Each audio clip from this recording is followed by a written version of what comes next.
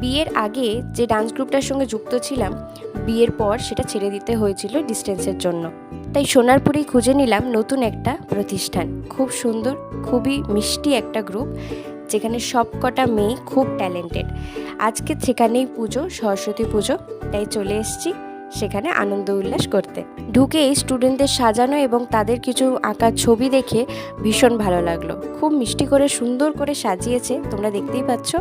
বাচ্চা থেকে শুরু করে বড়দের গ্রুপ পর্যন্ত সবাই খুব সুন্দর করে একটি করে পারফরমেন্স করলো।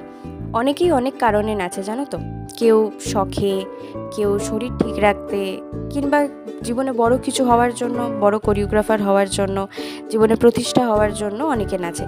তবে আমি যে কারণে সবথেকে বেশি নাচি সেটা হচ্ছে ভালো থাকার জন্য। আর এই গ্রুপটায় ভর্তি হওয়াও আমার সেই কারণে। সপ্তাহে একদিন একটা শান্তির জায়গা।